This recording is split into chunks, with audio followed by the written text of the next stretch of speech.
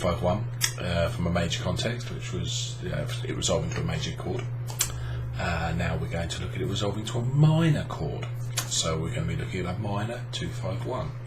Now this is going to require a little bit of this. We need to work out where these chords come from, because they're not coming from the same place as the major version, at least not the same exact place. So the progression we're going to look at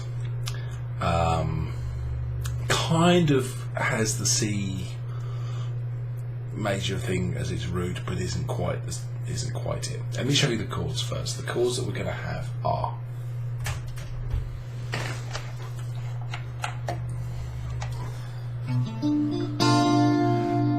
B minor 7 flat 5, E7,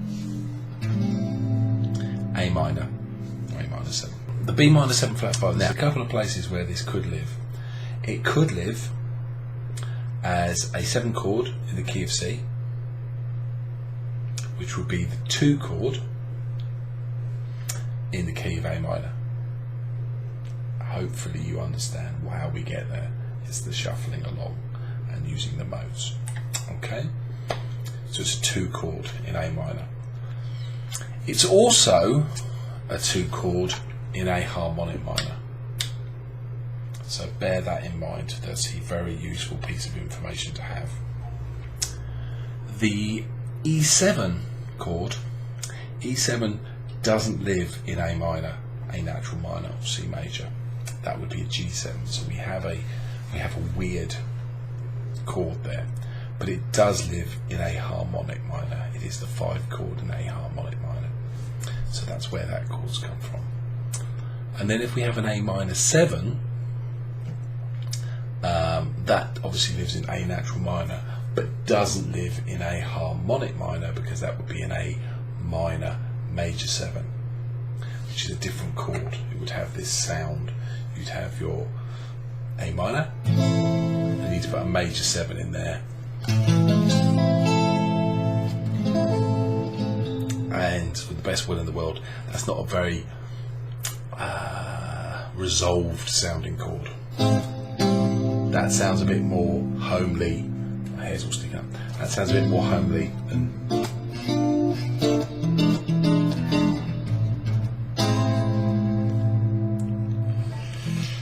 that's just a little bit on the sour side. So that's if we get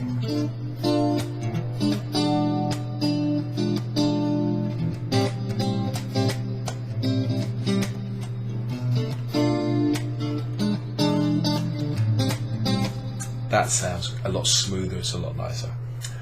That now said, we need to work out what we're going to play over the top of these things. So, first things first, coming back to our previous method that we dealt with, which was where are the thirds and the sevenths. So we look at B minor 7 flat 5, wherever we want to play it. Whatever our option is, I'm going to use it here just because I'm up here around the 5th and 7th fret. It's just a bit easier for me to look at. Root. Where is the 3rd? There's the 3rd. Where is the 7th? There. E7.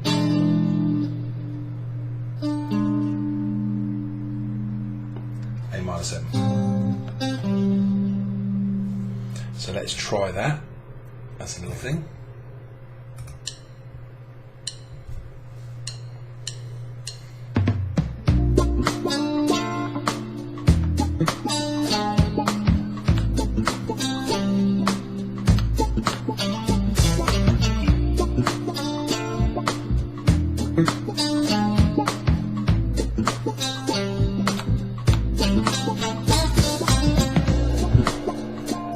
So we can hear that works beautiful, beautiful.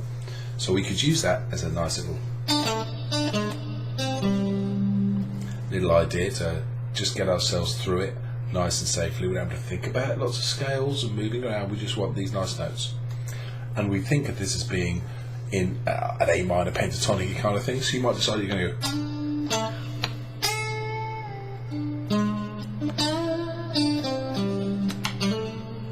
That kind of thing, where you would just use these as the transitional points, and you might revert back to your pentatonic. So if I just whip over my guitar sound to a slightly more wah-hey noise, let's go about there and try that. So just you get the rockier sound.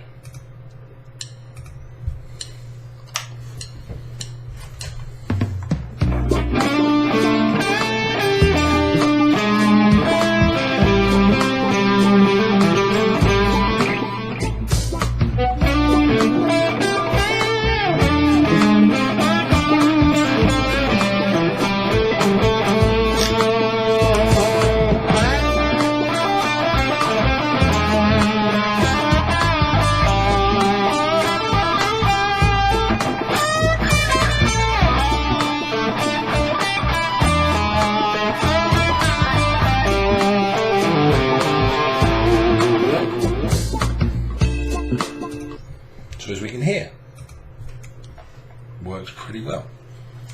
Once you're happy with your thirds and your sevenths, as we did previously, we're then going to start looking to make them into arpeggios. We're going to make it into a bigger thing. So we need to learn the arpeggios for these particular chords.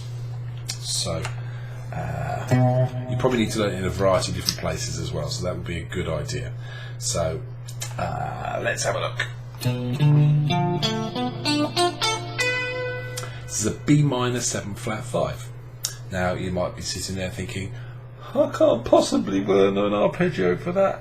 But if you can play the blues scale, you're already pretty much playing it, because it's root, third, flat 5, which would be the blues note, 7, back to root. So it's like the blues scale, where you would go, those two have disappeared and you're just using that one.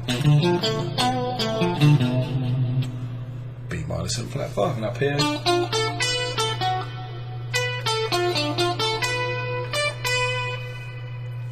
that's your first one. E7, well, hopefully we can remember a 7 from when we were doing the major things, but it'll be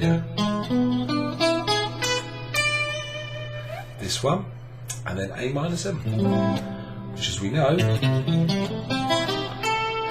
is virtually the pentatonic scale. So let's try the arps.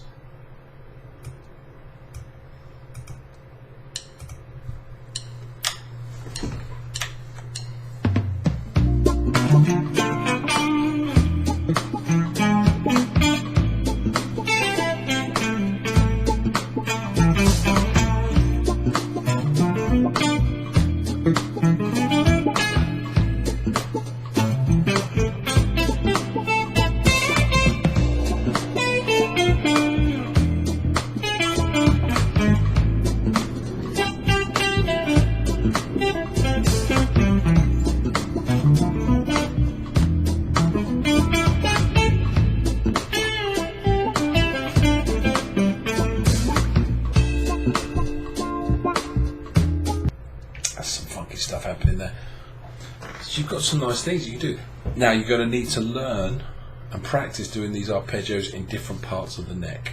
So if you've got B minor 7 flat 5 there, you also need to learn it here, which is going to do you the world of good anyway. So you're going to be going root, third, flat 5,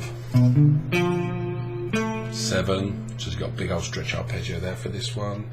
Then you're looking at your E7 here, and then your A minor there, B minor 7 flat 5 here, E7,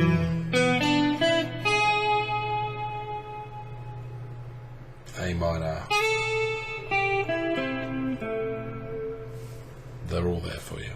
So this is going to be your first lump of practice for the minor 2-5-1 chord progression.